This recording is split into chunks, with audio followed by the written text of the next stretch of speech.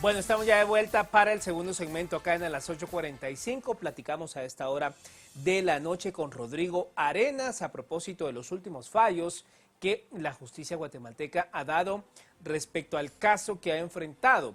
La sala, le ponemos en contexto.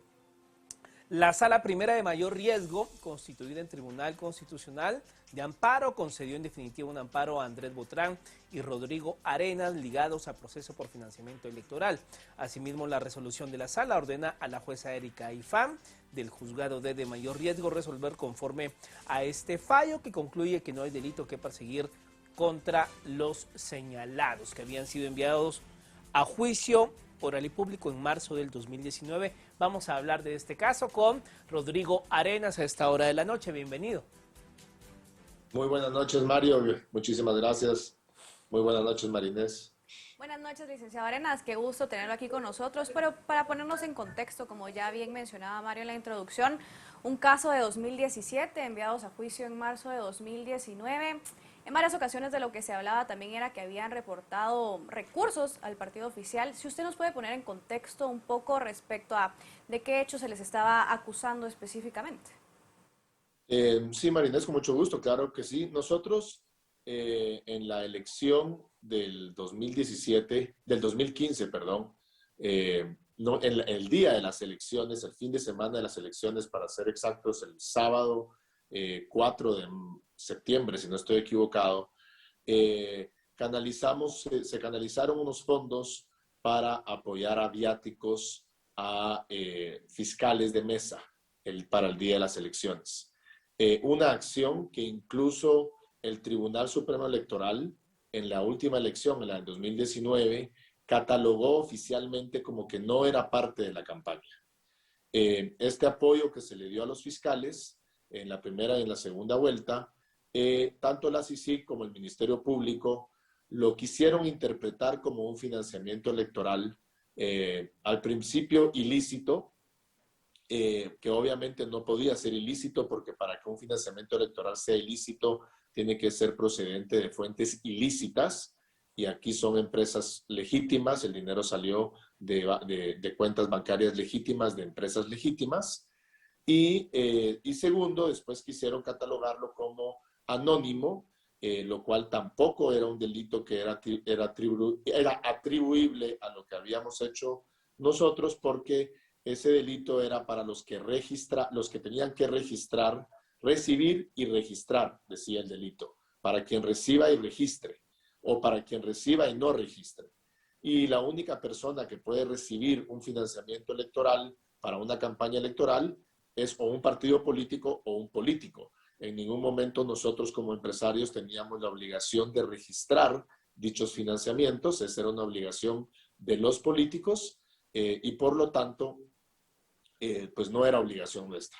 Tanto CICIG en ese momento de Iván Velázquez como el Ministerio Público de Tel Maldana, pues quisieron realmente construir este caso y obviamente tenían una agenda, tenían un propósito y bueno, pues eso fue lo que hicieron. Nos acusaron de un delito que no cometimos, de un delito que no era delito, porque nosotros en ningún momento teníamos la obligación de registrar dicho aporte y tampoco era ilícito porque las fuentes de financiamiento eran lícitas y tampoco había sido en campaña porque había sido para el día de las elecciones. Ahora bien, digamos, para entender un poco su papel durante esas elecciones, ¿usted tenía relación con el partido FSN Nación? ¿No tenía relación? Lo comento esto en base a las declaraciones de la señora Paulina Páez, declaración que ya se anuló, por cierto, como colaboradora eficaz. Que nos cuente usted, digamos, para entender ¿por qué se le acusa? ¿Usted tenía relación con Jimmy Morales? ¿En algún momento platicaron? ¿Se acercó usted al comando de campaña? Para entender por qué llegamos a 2021 con este proceso. Exacto, Mario, tú mismo lo acabas de decir, declaraciones de Paulina Páez que ya fueron anuladas también por la sala, porque eran pues declaraciones repletas de mentiras. Yo en su momento contabilicé 23 y entiendo que después otros de los acusados siguieron sumando a esas mentiras. Yo no tenía mayor relación con Jimmy Morales, jamás en la vida me acerqué al comando de campaña. Yo la reunión en la que estuvimos era la segunda vez que había estado con él. Y en ningún momento fui asesor del partido político, que al final del día esa fue la acusación final que me hacen. A mí me cambian la acusación prácticamente 4 o 5 veces hasta que llegan a acusarme. La acusación final es de ser asesor financiero y administrativo del partido FSN Nación, lo cual también era completamente falso. Y esa es una de las razones por las cuales también nos dan el amparo, porque en todos los medios de prueba que presenta el Ministerio Público en la fase intermedia, en absolutamente ningún correo electrónico, ningún WhatsApp, ninguna llamada por teléfono que hayan mostrado, pudieron ellos comprobar que yo tenía relación con el partido político. Toda mi relación era con los empresarios, una relación que jamás he negado, y todo lo que yo estaba haciendo en ese momento, pues era con los empresarios, con el grupo de empresarios con el que fuimos acusados. Entonces, claro, a Paulina lamentablemente su abogado y algún otro asesor, no sé quién es más, pero sí sé que su abogado habrá tenido mucho que ver en que ella tenía que construir esa historia. Ella tenía que construir esa historia porque si ella no construía esa historia, no tenían manera de que este caso tuviera ni pies ni cabeza. No es que lo haya tenido, porque nunca tuvo pies y cabeza, pero digamos que con la declaración de Paulina parecía como que sí había todo este dolo que ellos quisieron presentar. Cosa que eso también se dirimió a tal punto que en el criterio de oportunidad que unilateralmente presenta el fiscal Shaad, porque esto es algo bien importante, en ningún momento fue el fiscal Curruchiche, fue el fiscal Shaad el que nos ofrece a nosotros criterio de oportunidad. Él mismo pone en la acusación después, posteriormente, que lo que habíamos hecho era para proteger el voto de los guatemaltecos y que no había dolo para el país. Y por eso es de que la Procuraduría General de la Nación desde un principio ha dicho, nosotros no vemos aquí un delito porque nosotros no vemos acá que el país, que el Estado haya sido lastimado. No sé cuál es el término legal que utiliza la Procuraduría. Ahora, licenciado Arenas, también para hablar un poco acerca de este amparo en definitiva que también mencionábamos en la introducción que le otorgó el juzgado el día de hoy, digamos, ¿qué los lleva a buscar este amparo? ¿En qué consistía? Para que nos explique un poco más al respecto también. Bueno, pues que en la fase intermedia, Marinés, nosotros presentamos, nos defendimos. Lamentablemente estábamos en una situación al revés. En lugar de tener que el Ministerio Público demostrar nuestra culpabilidad, nosotros nos tocó demostrar nuestra inocencia. Y demostré, yo en lo particular demostré, y Andrés también en su caso, él también logró demostrar claramente por qué no habíamos cometido ningún delito. En mi caso, que fui acusado directamente, como le repito, de ser asesor financiero y administrativo, que era una acusación completamente ridícula. Soy el primer guatemalteco en la historia que le están pidiendo que por donar su tiempo tuviera que conseguir dar algún tipo de recibo. Pero independientemente, yo demuestro que yo no había tenido ninguna relación con el partido. En ninguno, como le repito, de los medios de prueba que presentó el Ministerio Público, logra el Ministerio Público demostrar que yo había tenido algún tipo de relación con el partido. Por lo tanto, es imposible que yo sea asesor financiero o administrativo de un partido político con el que nunca tuve relación, por un lado. Y por otro lado,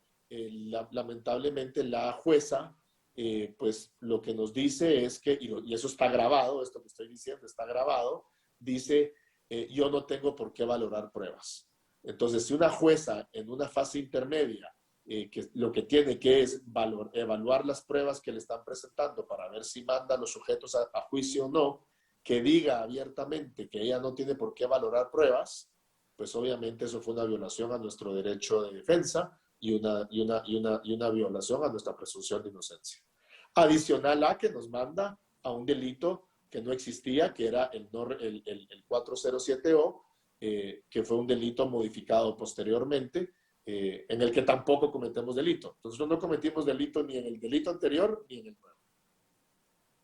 Ahora bien, poniéndonos en el contexto de esa campaña electoral, ¿qué le motiva a usted a, digamos, apoyar el proyecto de Jimmy Morales? Cualquiera es muy libre de apoyar el proyecto político que así lo desea, o sea, es un derecho constitucional. ¿Qué le motivó a usted eso? No es secreto, Mario. Nosotros, más que apoyar el proyecto de Jimmy Morales, como le repito, yo conocí a Jimmy Morales, si no estoy, algo así como el 20 y pico de julio de ese año, fue la amenaza que teníamos de Manuel Valdizón. Nosotros realmente estábamos haciendo un esfuerzo para que Guatemala se diera cuenta que Manuel Valdizón, por haber quedado segundo lugar en la elección anterior, eso no lo hacía el ganador de esa elección. Teníamos información que tenía vínculos con el crimen organizado. Hoy está preso Manuel Valdizón en Miami por lavado de dinero y por vínculos con el crimen organizado. Y realmente nosotros lo que estábamos buscando pues era que Guatemala se diera cuenta y que pensara su voto. Incluso la campaña que hicimos en ese momento era piensa tu voto, ¿verdad? Voto responsable, piensa tu voto, porque en ese merequetengue en el que estaba el país, pues por cualquier cosa podía pasar. Y Jimmy Morales capitalizó eso fue función de él, eso fue capacidad de él, habilidad de él, como lo pudo haber capitalizado cualquier otro candidato. Licenciado Arenas, también, digamos, usted mencionaba el tema de CICIG y el Ministerio Público de Telma Aldana. Digamos, ¿cuáles considera usted pudieron haber sido las razones por las cuales tanto CICIG y MP armaron este caso si no estaban seguros, si no habían las suficientes pruebas contundentes para probarlo? Marinés, pues obviamente eso tendrías que preguntárselo a ellos, pero yo te puedo decir 3 cosas puntuales que yo vi con mis propios ojos. En primer lugar, la intención definida que tenían de votar a Jimmy Morales, de votar al presidente. Ellos trabajaron desde que empezaron con la captura del hijo y del hermano, trataron de retorcerle la mano y de ahí pues hicieron todo lo posible por votarlo y creyeron que con este caso probablemente lo podían votar. Pero también entendamos que ideológicamente Iván Velázquez y posteriormente, por lo visto, también Telma Aldana, tenía una pasión ideológica tal que para él meter a la cárcel, señalar, condenar, porque ni siquiera creo que estaba pensando en meter a la cárcel, él estaba buscando más procedimientos abreviados a empresarios de tanto renombre y tan emblemáticos para el país. Para él era una estrella, según él. Y yo creo que él creyó que estaban subidos, yo digo que estaban subidos en un ladrillo de tanta arrogancia que de verdad se marearon y creyeron que fácilmente lo iban a lograr. Entonces yo creo que se le juntaron esas 2 cosas. Tenía tanto el interés de votar a Jimmy Morales como también el interés de denigrar, acuérdense que era una CICIG, era un ministerio público que condenaba en los medios de comunicación, que humillaba, que buscaba más la humillación y el ataque a la dignidad por medio de los medios de comunicación que las condenas o las sentencias sólidas. Ahora, digamos, ya hablando en pleno 2020, Rodrigo, y a la luz de todo lo que hemos visto en los últimos años, ¿qué calificación le da usted, siendo 10 el número máximo, al gobierno de Jimmy Morales? No me compete hacerlo, Mario. La verdad es de que lamentablemente creo que fue un gobierno al que no lo dejaron trabajar. Si a mí me meten, o sea, a un presidente le meten a la cárcel a su hijo en el mes 12 o 13 de su función, creo que lo que hicieron fue no dejarlo trabajar. No voy a defender todo lo que yo creo que pudo haber hecho mejor, pero realmente no me compete a mí hacer esa evaluación. A pesar de que hay varios ministros acusados por la fiscal Consuelo Porras. Pues bueno, que respondan ante la justicia. Es que al final del día lo que nosotros debemos de buscar, Mario, es justicia para todos. O sea, que la justicia sea universal, que no sea selectiva. como repito, o sea, si Jimmy Morales o si sus ministros cometieron actos de corrupción, que se vayan a la cárcel, que cumplan y que den la cara, ¿verdad? Como también me gustaría que dé la cara Tel Maldana, como también me gustaría que no se esté haciendo la víctima Gloria Porras en Estados Unidos, a cuenta de que cuando es ella, o sea, cuando es ella la que realmente le hizo daño a este país. En fin, o sea, la justicia tiene que ser pareja. Y si los ministros o Jimmy Morales tienen pues casos de corrupción, pues que sean perseguidos por la ley, pero que sean perseguidos con pruebas y que sean acusados con pruebas contundentes y que se les respete el debido proceso. Porque Mario, hasta tu peor enemigo y hasta mi peor enemigo tienen derecho al debido proceso. Es que lo que tenemos que entender los guatemaltecos es que esto es un boomerang, el poder siempre es un boomerang y la justicia también tiene que ser un boomerang. Verá, ¿y a qué me refiero con esto? Que lo que es bueno para mí va a ser bueno para ti el día de mañana y lo que es bueno para ti va a ser bueno para mí el día de mañana. O sea, y bueno me refiero a justo. Y eso es lo que los guatemaltecos tenemos que entender, que el debido proceso es un derecho que tiene hasta nuestro peor enemigo. Nuestros enemigos no lo tienen y nuestros amigos sí. Entonces, creo, Mario, que ya no es un tema de que, es que como fue un mal gobierno, que los metan a todos a la cárcel. Pues que metan a la cárcel a todos aquellos que les tengan pruebas de corrupción de ese gobierno, del anterior y de este y del siguiente, pero con pruebas, sin violar el debido proceso, sin violar el derecho de presunción de inocencia y sin hacer shows mediáticos, que es lo que Guatemala, yo creo que en este caso la fiscal Porras lo ha sabido diferenciar y creo que es lo correcto. Licenciado Arenas, también hablando un poco acerca de la figura de colaborador eficaz, digamos, las colaboradoras eficaces eran pues una pieza clave en su caso.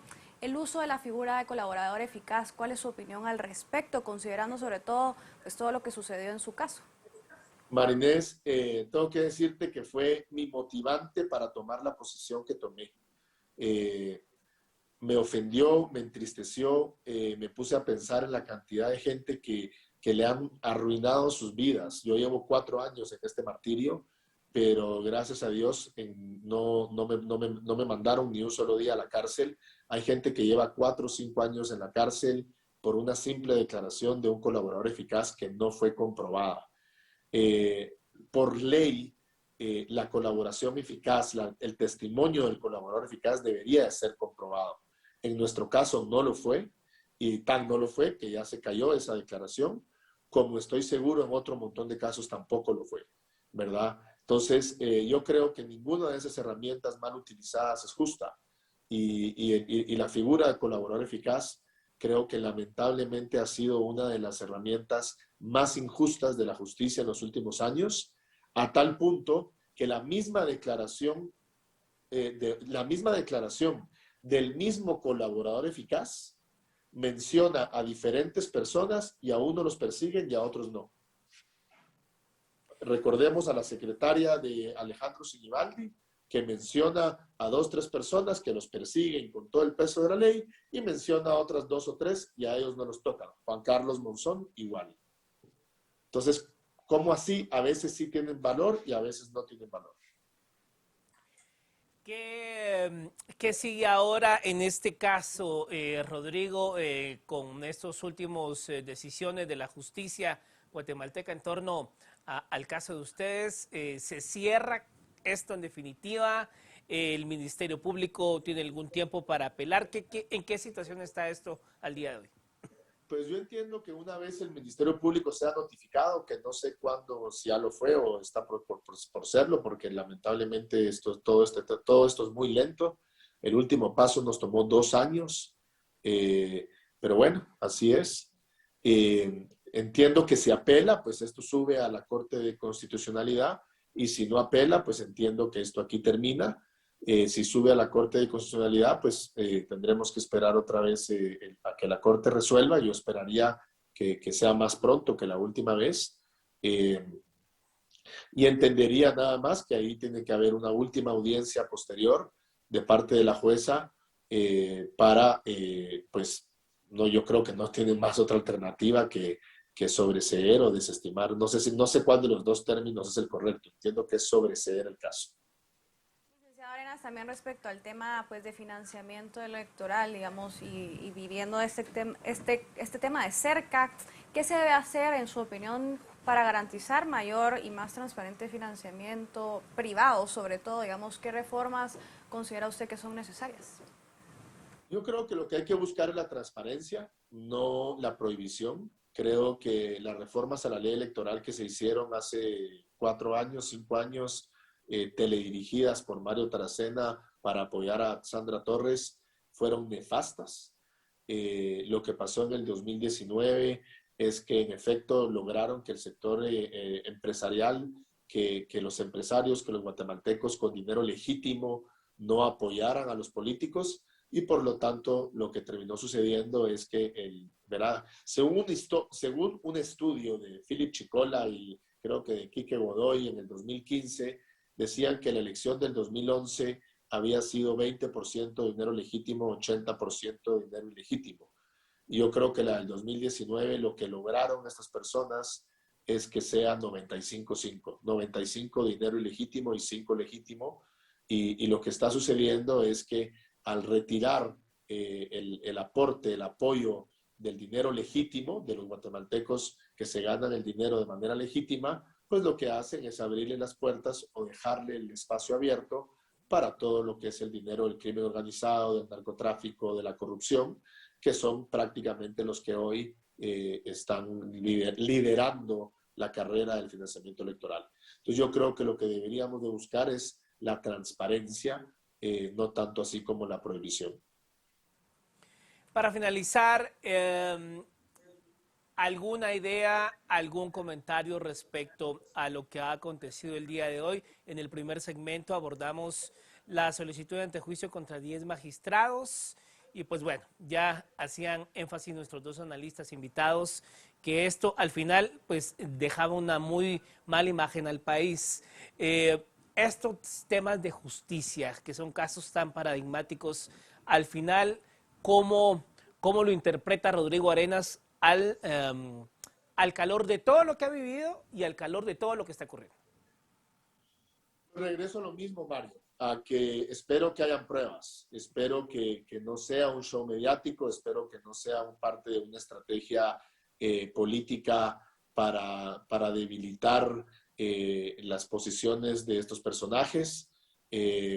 Realmente creo que lo que tenemos que exigir, tanto los periodistas como los ciudadanos, como los guatemaltecos en general, pero sobre todo los periodistas que tienen y tenemos información muchas veces privilegiada, es empezar a ver pruebas, dejar de creer que lo que dicen en un micrófono es acusación suficiente y empezar a ver pruebas, porque al final del día, como repito y como digo, justicia para todos, igualdad ante la ley es lo que tenemos que hacer y todos tenemos que ser iguales ante la ley, sea uno magistrado, presidente, fiscal o cualquier cosa. O sea, al final el país va a funcionar el día que realmente todos seamos iguales ante la ley.